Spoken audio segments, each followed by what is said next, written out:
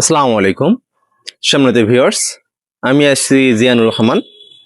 আজকে আমি আপনাদের সাথে আলোচনা করব যে শিক্ষক নিবন্ধন কেন গুরুত্বপূর্ণ আপনাদের জন্য। কারণ অনেকে এই চাকরিটাকে অবহেলা করে, যার ফলে কিংবা যার ফলাফল কি হয় সেটার কিছু বাস্তব চিত্র আমি আলোচনা করব। প্রথম কথা হচ্ছে কেন আপনি অবহেলা করবেন না, তার কিছু উদাহরণ দেখুন। আমার অনেক ফ্রেন্ড আছে যারা ইউনিভার্সিটি স্টুডেন্ট, তারা বেসরকারি চাকরি কেন করবেন, এনটিআরসি চাকরি কেন করবেন, তারা সরকারি চাকরি করবেন। 2 নম্বর, তারা উপস্থাপন করেন যে শিক্ষকতা কেন করবেন, শিক্ষকতা করবেনই না, অতএব তারা আবেদনই করেন না, পরীক্ষায় দেন না। এমন অনেক ফ্রেন্ড আছে যারা আমাদের সাথে মানে আবেদনই করেননি, কিংবা অনেকে শুধুমাত্র কলেজ প্রভাষক আবেদন করেছিলেন, স্কুল আবেদন করেননি, অনেকে আবেদনই করেননি।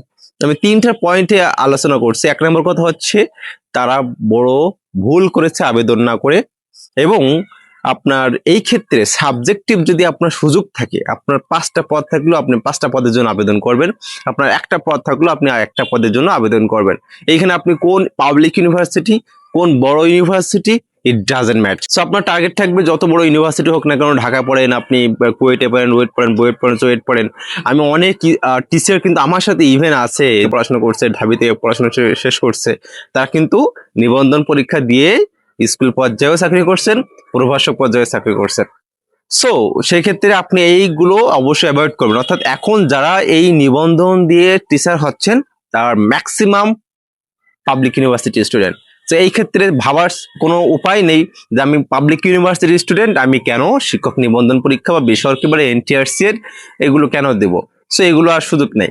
তো আপনি অবশ্যই দেবেন, যে কোনো ইউনিভার্সিটি স্টুডেন্ট হন না কেন, আপনি সুযোগ আছে, আপনি দেবেন। 2 নম্বর, বেসরকারি সরকারির মতো ফ্যাসিলিটিস নেই। ভাই, বাংলাদেশের এখন যে জবের যে ক্রাইসিস, আপনি এইখানে দেখান যে সরকারি আপনার জব আছে কয়টা, ভালো পদ আছে কয়টা। আগে আপনি চিন্তা ভাবনা করেন, আগে পাবলিক ইউনিভার্সিটি ছিল খুবই কম, সেক্ষেত্রে শিক্ষার্থী আপনার আপনার ডিপার্টমেন্টও খুব কম ছিল, ফ্যাকাল্টিও কম ছিল, সব স্টুডেন্ট কম বাইর হইতো এবং তারা চাকরি সহজে পেয়ে যেত সরকারি। কিন্তু এখন বর্তমানে university available, student available, faculty available, department available. তো সেই ক্ষেত্রে আপনার ওই সুযোগ আর নেই যে সরকারি ছাড়া আপনি আর কিছু করবেন না। অতএব এটিও করতে থাকুন, ভালো কলেজ বা হাই স্কুলের জব পাইলে কিন্তু সেটি সরকারি হয়ে যাবে। আপনি এটি ধরে রাখেন, কারণ 100 প্রাইমারি কিন্তু বেসরকারি ছিল, আজ সেই প্রাইমারির কেমন ডিমান্ড হয়ে গেছে শুধুমাত্র সরকারি বা জাতীয়করণের মাধ্যমে। সো আশা রাখতে পারেন যে এই ভবিষ্যতে 10, 15, 20 বছরের মধ্যে স্কুল এবং কলেজগুলো ইনশাল্লাহ সরকারি হয়ে যাবে। সো আপনি সরকারি বেসরকারি হিসাব করবেন না, এখানে আপনি জয়েন করবেন। নিবন্ধনে প্রভাষক হচ্ছে একটি লোভনীয় জব সেক্টর এবং পদ। সো এইখানে আপনি কেন ছেড়ে দেবেন? অনেক আপনার গভর্নমেন্ট, ফুল গভর্নমেন্ট যেগুলো আছে, 11 গ্রেড, 12 গ্রেড, 13 গ্রেড, 14 গ্রেড, এইগুলোতে করেন, অথচ কলেজের টিচারিং আপনি জানেন 9ম গ্রেড, কিন্তু আপনি সেখানে জয়েন করতেছেন না। আমার এক ঢাবির এক ফ্রেন্ড, সে আমাকে বলছে যে বন্ধু হচ্ছে আমি তো পরীক্ষা দিলাম না, কারণ এই বেসরকারি চাকরি কেন আপনি করবেন। আমাকে বলছে যে আপনি কেন করবেন, পাবলিক ইউনিভার্সিটি স্টুডেন্ট হয়ে খারাপ লাগে না? কত বা বেতন আসে? 17-18 হাজার। আমি বললাম না, আমার বেতন প্রভাষক হিসেবে একটু আমার স্কেলটা বললাম যে মোটামুটি বেতন ভালো। আসলে সে জানেই না যে কত টাকা বেতন পায়। সে হিসাব করছে অনেক আগের হিসাব, কিন্তু এখন কিন্তু অনেক ডিফারেন্স। নিবন্ধন থেকে যারা ঢোকেন এদের বেতন কিন্তু মোটামুটি একটা, এখন প্রভাষকদের মোটামুটি একটা স্কেল বেড়ে গেছে এবং ভালোই বেতন বেড়ে গেছে। সো এইখানে অবহেলার কোনো কিচ্ছু নেই। অনেকে কি করেন, শুধুমাত্র কলেজ লেভেলে আবেদন করেন, প্রভাষক হবেন, হাই স্কুল লেভেলে চাকরি করবেন না। ভাই, আপনি চাকরি করেন আর না করেন, প্লিজ আবেদন বন্ধ করবেন না, আর সুযোগ হাতছাড়া করবেন না। আপনার বিসিএস এর প্রস্তুতি নিতে অসুবিধা হয়, অনেক এক্সকিউজ, এগুলো ফালতু এক্সকিউজ। তো এখন আবেদন করবেন না সেটাও ভুল হবে, যদি আপনি হাই স্কুল আবেদন না করেন সেটাও ভুল হবে। তো আপনার করণীয় কি, আপনার সুযোগ থাকলে হাই স্কুল এবং প্রভাষক কলেজ পর্যায়ে 2 পর্যায়ে আপনি আবেদন করবেন। আপনি চাকরি করেন আর না করেন পরের হিসাব, আর যদি কখনো সুযোগ পান অবশ্যই চাকরিতে জয়েন করবেন।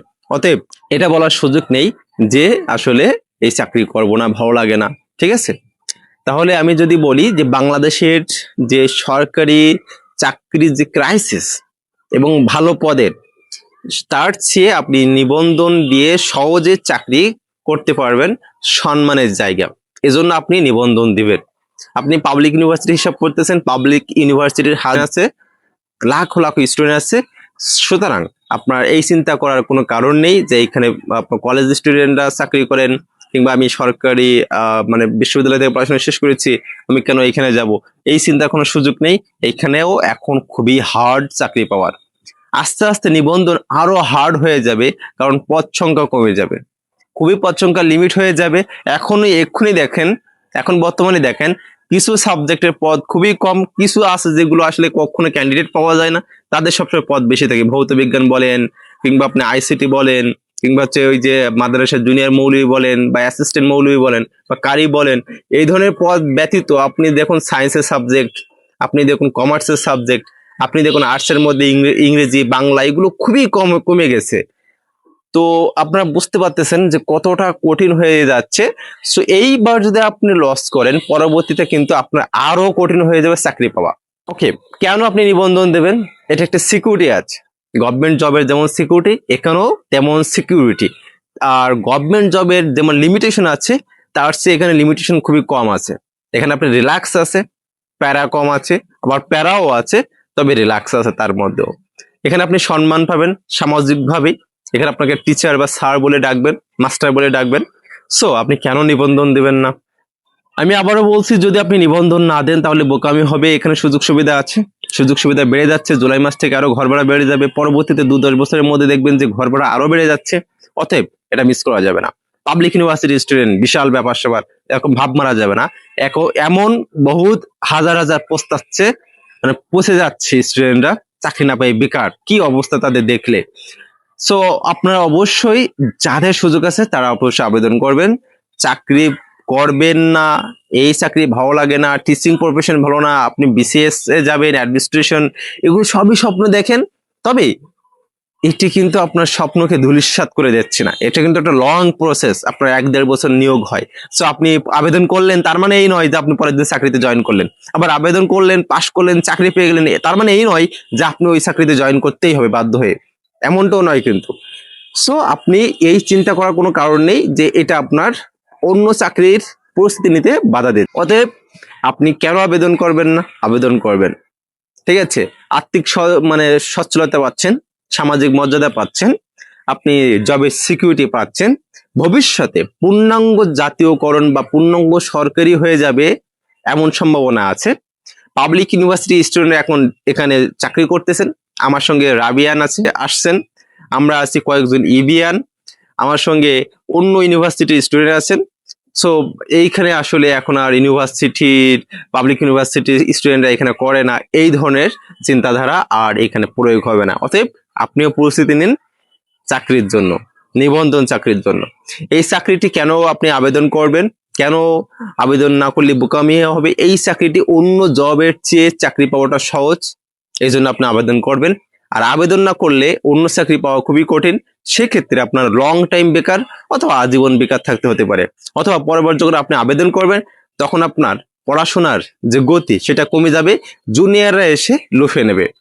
এই পদটি বা এই চাকরি পদগুলো এখন কিন্তু জুনিয়ররা, অর্থাৎ যারা ফ্রেশার, ইভেন আমি কিন্তু ফ্রেশার, কেমন ফ্রেশার ছিলাম, আমাদের 30শে নভেম্বর 18তম নিবন্ধন 30শে নভেম্বর হচ্ছে শেষ হওয়ার, আপনার হচ্ছে ডেট শেষ হওয়ার কথা ছিল আবেদনের, এবং হয়েছিল।